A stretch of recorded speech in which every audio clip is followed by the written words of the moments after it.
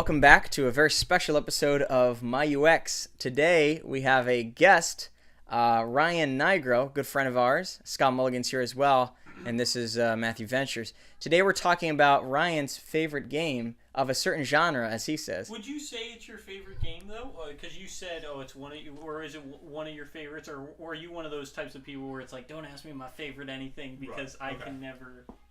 I think it comes to mind the most because it's the most distinct. So between that and then there's a Flash game actually called Loved. That was really interesting. It was this really quick 10-minute game. And it's just because those two have such distinct play styles, right? Like To the Moon is just a point-and-click sort of game and fully narrative, that they stand out the most in my mind. If we're going off like purely hours, right, there's plenty of other games that are coming up first.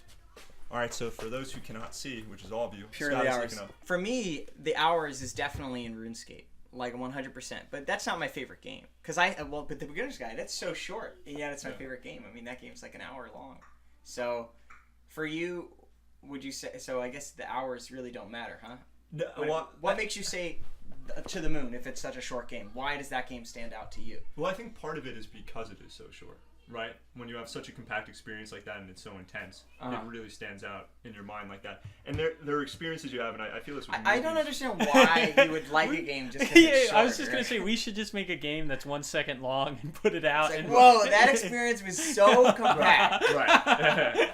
So, we just flash. Okay, I'll relate it this way. In movies, a lot of time, when I'm really enjoying a movie, sometimes if I'm streaming, I'll click to see how much of it's left because I want it to be as much as possible.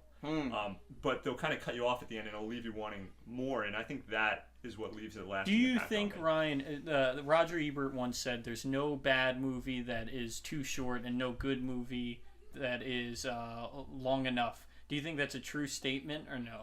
I think absolutely, yeah. Okay. Yeah, that's a ridiculous comment. Why would well, you say because that? I just think that it's kind of almost like when I watch something that's great, it's not like I want more. Sometimes I'll play the whole thing. Maybe you felt this way with Beginner's Guide, and at the end of the experience, you're like, you know what? That was fantastic. I don't want any more of that. Like, I don't want to see more of like this Old Boy, the South Korean movie, where it's like a weird and effed up at the end. It's like I don't want to see any more of that movie. I feel very satisfied with that ending, and I'm done. And maybe that's actually makes it better because like if something feels like it should have been longer, well then why wasn't it longer? Are you comfortable with cliffhangers? Because I've noticed that compared to other moviegoers, I'm very comfortable with the movie ending like in the middle of nowhere. And I'm just like, okay. Right. Yeah. Like, if that's the way the author wants to play it, I'm cool with it depends. I think like a movie like Inception where the cliffhanger is kind of carefully crafted and is integrated within the story and makes sense. Like if it was just like he spun the little dreidel at the end and there was no context to it, like it had no purpose in the story, and then he just spun it at the end and it ended with it and you had no idea that it was a totem or anything like that, then I think that would be a bad ending. But because of the context of the dreidel and knowing what it means and all of that, it has a new meaning, and I think I'm fine with that type of cliffhanger. Right. Mm-hmm. Now, a movie that came to mind was, have you seen Baby Driver by any chance? No. Yeah. Okay, that was a movie I felt went... I didn't see the end, though. You didn't see the end? Okay. Yeah, I mean, I won't wasn't spoil feeling it. I wasn't really into it. It was one of those movies I thought there was a perfect point for it to end, but it went 10 minutes longer. And I think that actually decreased the amount I enjoyed the experience watching it. So I think with movies, there's always the sweet spot that makes the story the most coherent it can be. And then dragging out past that, and we see this all the time with TV series. That's very interesting, because we said the same thing in the game we just talked about, the Beginner's Guide, because it has an epilogue, and we thought it was a little much. And is there an epilogue from any media that you did like? Is there one that you can pick that you actually did enjoy? What's going on there? Explain what you mean by epilogue. An epilogue is sort of the story after the story. For example, I like the epilogue in, I think, Lord of the Rings has one. It's a pretty drawn out sequence of them going back to the Shire. Like, it doesn't end with them defeating the bad guy. Yeah. There's a whole chapter of like them going back. Yeah. And them returning to simple life. Yeah, and then it's get married. It's not unnecessary, right? But I liked it. I kind of like when the conversation's carried on by the fans more. So as we were saying with the cliffhanger, what I really loved about the game Scott pulled up before, Loved, is that on first playthrough it almost had no meaning to me, right? Like I took it at face value, and then by reading the experiences other people had and their interpretations of it, it actually enriched it and made me want to take a second look at it. So I think that in and of itself was its own sort of epilogue that was supplemented by the players themselves. I played Love, actually. Didn't like it. Can you show me an image from it? Yeah, it's literally 10 minutes. It's a very short game. This is it, right, Ryan? Like, I'm not. Yeah, no, that's game. Yep. Ryan told me about this game. I should probably play it again. I wasn't keen on the spirit, but maybe I'll play it again. Yeah, I think, to be honest with you, although my initial reaction was, I didn't like it, I think if you say that it's one of your favorite games, I'm down to play it. Maybe I probably missed something. It was pretty weird, if I remember correctly. But we can play it again. Anyway, this discussion is about To the Moon. To the Moon. Ryan's favorite game. So, Ryan, what was the moment in To the Moon where you realized, like, what was the most compelling moment where it connected with you? That it was my favorite game. I thought not even your favorite game, but the moment. If you had to say your favorite moment in the game, what was it? Favorite moment in the game. I think when you finally found out the significance of the moon. I thought that was pretty wild. We're spoiling everything. Yeah. Sorry, I did not do due diligence on this. So what was the purpose of the moon? Remind us. Right. So he was telling her that he would meet her on the moon, and this is prior to when he received beta blockers. This is going to sound so weird out of context for anyone who hasn't played. Well, really simply, you can explain it. When the guy was younger, right, his brother died, who was his twin, and his parents gave him memory blockers. Right. And I don't know if that's really how it works or anything, but in the context of the game, that's how it works. Right. And so he would forget his brother's death, but he also forgot that he told the girl who suffers, we don't know what she suffers from, but some sort of non-neurotypical disorder, or at least that's what a lot of people have assumed about the game. And he had promised her at a young age that they would go to the moon together, right? And he forgot that, and then she creates these little what is she creating? The little origami. The origami rabbits, The origami rabbits to try to remind him that was his promise to her. Yeah. Yeah. And he never remembers. No. So I mean that's why the ending is so ambiguous on whether or not it's sad or happy. I thought he does remember though, because then he's going to, that was his wish. His final dying wish is to go to the moon, right? Right, but not with it's her. A reconstructed timeline. Well, she went to the moon with him. But he didn't know why. Right? He never understood the significance of going to the moon. Gotcha. The whole desire to go was given to him by the doctors. And one of the things I really liked, Scott touched on it a little bit earlier about it, was there's things that they throw early on in the game that really just come full circle, and that's usually a sign of good writing. When his brother died, his mom in the beginning of it was actually calling him by his brother's name, right? And like they asked him, like, why is that? That's kind of weird. He's like, it's just a nickname she asked for me, but it's really because the twin brother was portrayed as her favorite, and when the twin died, she had, I guess, kind of like put that identity on him. And then throughout his entire life had called him by the twin's name. That's kind of fucked. It's very creepy. Yeah, so it's things like that. The game, it leaves you feeling okay as if it was a happy ending. But it's the little details like that. Yeah. I think that really make you question it. Did you think it was a happy? Because you once texted me and you're like, "What did you think of the ending of To the Moon?" one day, and I was like, I thought it was a bittersweet ending, right? Because ultimately his wish becomes fulfilled. He goes to the moon, and then it ends so beautifully with the heartbeat, and then they hold hands. Right. I really loved the ending of It felt like he had constructed that ending before the game had it even, because it was such a beautifully crafted ending, right to the heartbeat. You know what I mean? Like such a beautiful, almost like an orchestra, watching a beautiful orchestra play, and then it ends with that and them holding hands. So my point is, obviously that's sweet. Like I thought that was sweet, and then it was bitter because that wasn't reality, right? But that's what Finding Paradise though was all. Did you play Finding Paradise? No, I haven't. I don't want to spoil. Okay, so I'm not going to spoil it. That's but totally fine. Yeah. That's. So without saying anything else, my issue with To the Moon, or not even my issue, but the reason why To the Moon's ending is bitter, trying to keep this as vague as possible, why it's bitter is also becomes the central theme of Finding Paradise. And it's bitter because it's not reality, right? Wow, so you haven't played the sequel to your favorite game? Maybe you should. Ryan's a little bit of a fake fan. Yeah. It's been out. It's not like you're outing me on the podcast, man. It's not like it just came out either. It came out 8 months ago. Right. I mean, to be fair, you sent me To the Moon I want to say maybe a year ago. Okay, a gotcha, long gotcha. time. So it just takes me time to get around to some of these things. No, He's busy just- guy. Yeah. I feel attacked. I mean, just your Favorite favorite game. Yeah. But one of my favorite moments, if I had to say, it was when they go to the movie, and then he walks out of the movie, and then she goes, "Oh," and he goes, "Why didn't you sit next to me?" And she goes, "What do you mean? We saw the movie together." Right. And she was sitting in one seat in the movie theater, and he was sitting. He didn't think she showed. Let me explain that again. He goes to the movie, and he thinks he's going to the movie with the girl. Right. And then she doesn't show up. So then he goes into the movie, sits down, watches the movie. And it comes out, and then all along she was in the movie theater watching the movie with him, but wasn't sitting. Yeah, she was a weirdo. She was very weird, and I have to admit that the whole game, I was thinking that, and I had a lot of trouble connecting with this game. And I know you guys said there was a really heartful ending, which clearly I didn't agree. played a tune on both of your chords, but not me, sorry to dude. interrupt. Wait, why didn't you feel it was a heartfelt? You know, perhaps for him. I mean, but she died, right? She died believing that her husband that made her this huge promise, never remembered essentially the crux of what the relationship started on. She died not thinking that essentially her dying wish was for him to finish building a house by a lighthouse. She died thinking that he, essentially with it unfinished, right? There was no point of that story that was positive for her.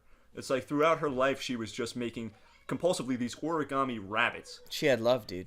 She had... It was more of a yearning for love than it was love.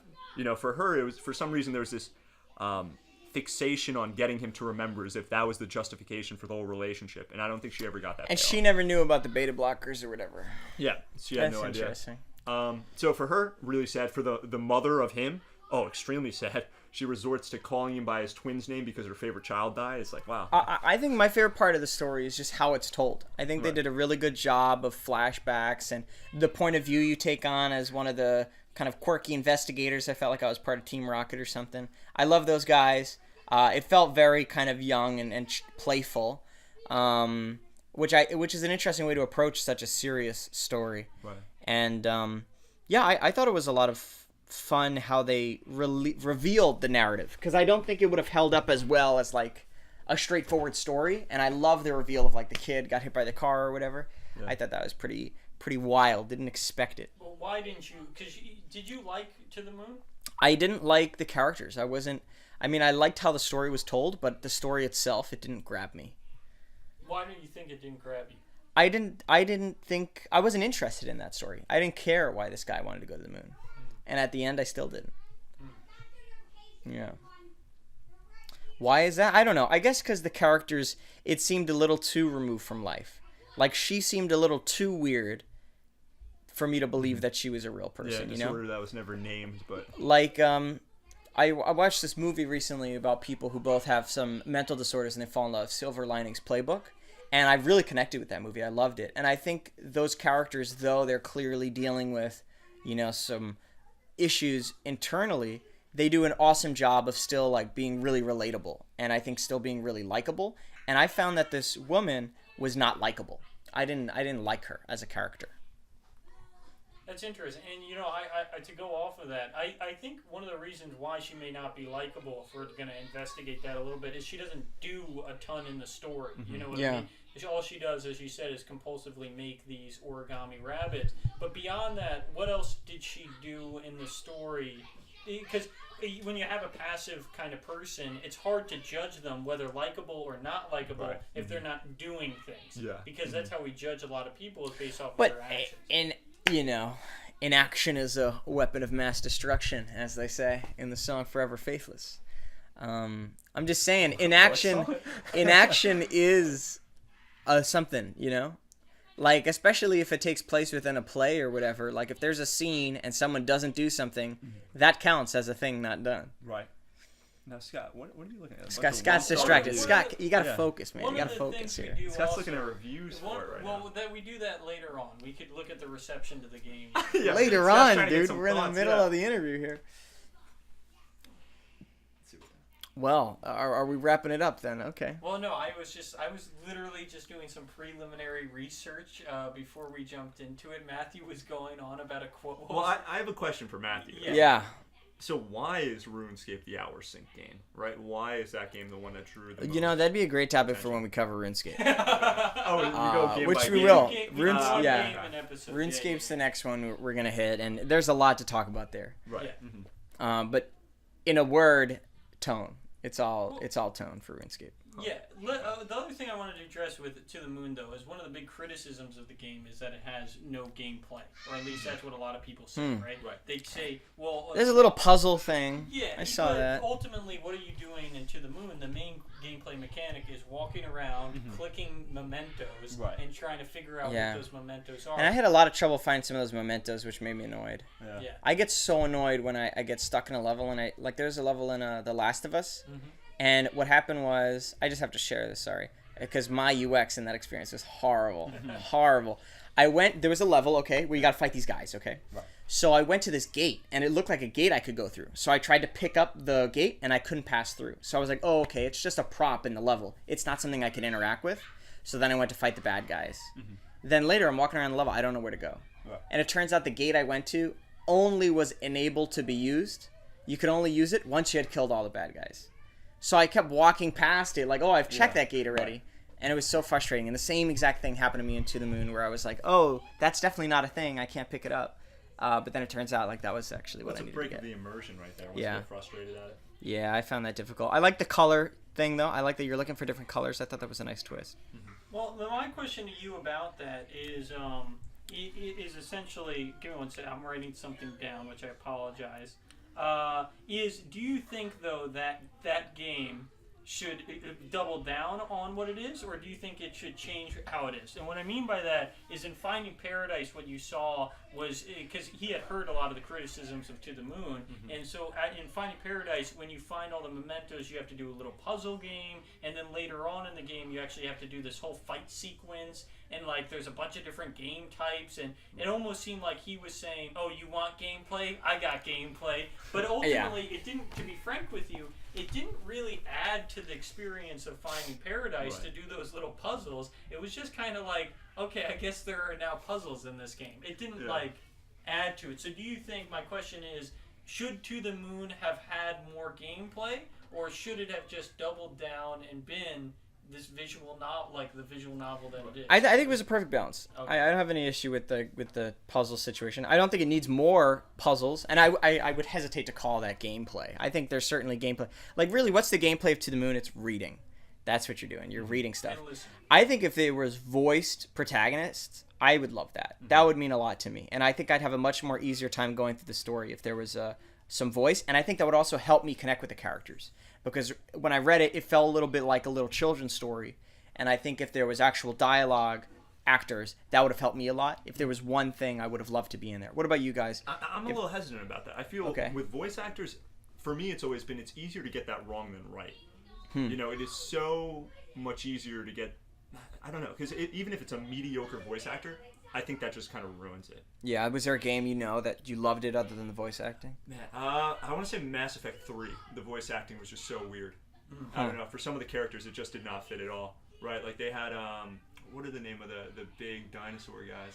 It's completely I know what you're talking about. Mass Effect 3. Right, so I love those guys. They had this big, tank-looking dinosaur guy walking around. You'd think he'd sound like, like freaking deep voice. Like they normally do, because I played 1 and 2, and I went to their home planet. No, in 3 they give this guy the squeakiest voice you'd ever hear, and for me it just ruined the character. Why can't you just say, sir, squeaky voice man, get in the back. You're not going to be part of my crew. Right, but that's my to nail it on every single character. Yeah. Right, because it really sticks out when you miss. Yeah, I would say for me most of the time voices have made the characters. Okay. And I remember one of Nico Bellic's friends in Grand Theft Auto 4, there's this guy named Jacob, okay? And he's like very Rastafarian, and he's got this amazing Jamaican accent. It's so good, you can never understand what he's saying.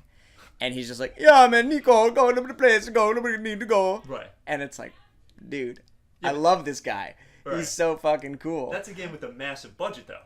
So they're not going bottom of the line voice actors. Whereas with To the Moon, there are a lot of great voice actors though online who are willing to work. Mass Effect 3 did not have a nothing budget. I just think that was it depends, right? Because a lot of people are looking at the new Fallout game, Fallout 4, and Right. saying that's a good example of a voiced actor that shouldn't have been there. Yeah. And I think their team has actually okay, said that but too. to be fair, the criticism there is not that the voice acting was bad, right? Like the criticism there was that, well, you limit the amount of choices that you can have. That's a very good point, In the yeah. dialogue, because if you have to have everything voiced, it's harder to change it post. Yeah, but the voice actors are a perfect fit for this kind of game, To the Moon. Yeah, 'Cause- exactly. Because it's a very linear. Exactly. I wonder if voice actor. I don't know if I really, because part of To the Moon, one of my favorite parts is the soundtrack. Yeah. I just feel like it's so immersive and it really gets you in there. And if I heard people talking over it and they were just like, "God zoinks, we're in the house now," haha, and they're Right. like, it may take away from Yeah. it. But I would be interested to see like a fan dub Right. of To the Moon. I'm surely it exists. Yeah. Plus, you would have to pace the humor very carefully when it comes to that with the jokes that they had. Yeah, voice acting's tough, man. It's a whole new element, right? It's very complicated. But then I think of like a game like Gone Home, which I think is really enhanced by the voice acting. The voice acting made that game. Exactly, For sure. exactly. And that's a game that's in kind of a similar vein where it's very linear and you're going around looking at things, reading them. So I would be interested to see voice acting in To the Moon and Finding Paradise. Right. Yeah. Something about the level design for To the Moon. I think that's really one of the only qualms I have with it. Is the level design just didn't seem unique at all to me, and it's probably just because they didn't put so much of a focus on it. But the world itself, I didn't find immersive by any means, or that I felt like they could have built it into the story better, and that there were certain elements that they probably could have fleshed out. I like the scenery. I like the idea of a lighthouse. I think that's very picturesque. It's very Dear Esther, actually, because there's also a lighthouse in that where you're walking. I don't know, maybe lighthouses, they're a very common metaphor in games or whatever. What was her fixation with the lighthouse? I think she lived in it. She filled it with rabbits, right? Isn't that what Right. Yeah, but I mean, Yeah. probably like what caused the. I think She they- wanted to be next to a lighthouse for some reason. Yeah, I think they had some sort of emotional moment by the lighthouse as well, or something along They those sat on lines. the bench and got, Yeah. they had to kiss or something, I think. Yeah, Okay. yeah. Yeah, because that just completely escaped me. Yeah, if I had any criticism, if we're talking about our least favorite moment of the game, I don't know. I really loved To the Moon. I love the pacing of it. If anything, I don't know. I'm just trying to think of actual criticism that I would level at it.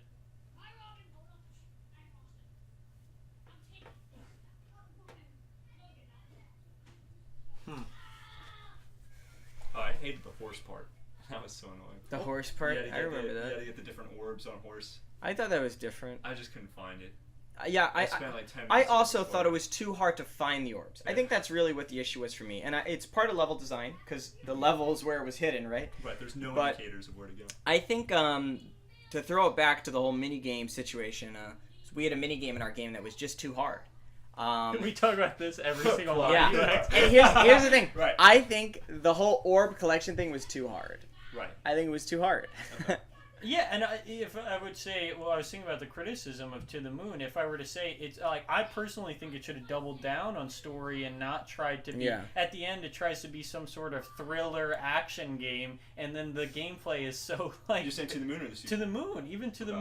Moon. Towards the end when it goes all to shit, Oh, and you have to do this like. That was so It dumb with was- the spikes. Oh, It was man. so. It was like stay. I appreciated it trying to go a little different route, but it was like if you're gonna go that route, you have to go that route and really make that excellent. The controls were and terrible. The controls were terrible. It was not fun. It was very simplistic. It was very kind of like, oh well, why are you like? I would have rather something that was more emotionally tied Right. than something that was like, oh my god, now this is intense gameplay, and it's Yeah. like you're going like, da-da, and you're moving a little bit to the right and a little bit to the left. Oh, yeah, you're in a school, right? Yeah. I didn't like that. Yeah, I that was also didn't like that was probably one of my least favorite parts about it. I'm trying to think if I personally felt the story was very good, but if anything, I would say the character of what was her name, River. River, yeah. Yeah, or the character of River was definitely not developed at like that much, if anything. Right. I didn't understand the affinity for her. Right, like why? Yeah, the protagonist did seem like very passive. Yeah. From what I recall, like it seemed like she was like, "Hey, we're doing this," and he's like, "Okay." Yeah. On the topic of collecting things, I think I might have thought of a good fix. Maybe if, like, if the designer wanted to hide stuff that's really hard to find, like he should have just had collectibles or like something special like auxiliary, rather than have like everybody has to find every single item. Because I didn't like that too much. Right, gotcha. I would also have loved like little moments in the game that you could kind of just find on your own. Like I know it's a linear experience, but if you're gonna make something a game, I would love for it to have more so these little rabbit holes that you could kind of go down. I got that a little bit item descriptions, a little bit. Oh, with item descriptions. Like I remember looking in cupboards or something. You read those? But I do actually read item descriptions. That's me. I think more so. I'm saying even like little story things would have been really nice if you could just go in and experience little story things. Whereas now it almost feels like everything you get in that experience, every player is going to get. But I'm saying like little things where if you went down a different route, it would really reward doing exploration. Like maybe if you went down another path, you'd see like a little story play out that you wouldn't have otherwise. Yeah, I agree. I like that in Gone Home where like there's a whole separate, a few storylines that you can learn about that aren't necessarily part of the main narrative, and you can definitely breeze right through it without picking up on this. That's cool. I'm trying to think. I also think the original BioShock did a good job with that. Where you'd pick up the different tapes as you go along, and it really started putting pieces together on characters that weren't developed in the normal gameplay. Interesting. Very interesting. John the Plumber. But anyway, so now we can move to the review portion of myUX, where we talk about other people's UX, I suppose. So I'll be reading a review. You tell me when to stop if you have any comments. These are from people online. You don't need to read other people's reviews. That's not necessary. Is there something you want to say about your UX? I don't really care for what the interwebs are saying. Also, we should head out in like 5 minutes, Mo. Oh, we have to leave in 5 minutes as right, because it's 9:00 what? What time's the train? 9 something? 9:00 what? That is not good. That's a rough time. Well, I'm curious though to hear about other people's UX. Well, I don't think that's the name of the podcast. I think let's wrap it up then. So do you guys? Let's wrap it up with one review from Mighty Thor. It's all about the story. The problem is it's extremely overrated. When I read reviews of people who played this game who say they were so touched tears came to their eyes, I think they need to get a life outside their computer. Trying not to spoil it, the resolution in the end is stupid. It might have worked as a move where real actors could interject human emotions, but ultimately it's a video game about dreams and memories. The premise is basically your mind and memories can be manipulated to make you happy, just like a video game. Stupid premise because it's not meaningful at all. It sounds like he just doesn't like video games. That's interesting. They had the same feedback that we did. What did they give? What was the score? 3. Isn't that crazy how someone could play through an entire game and like it enough to keep going, and then at the end give it a 3? I just find that incredible. Well, they say I admit some of it was compelling.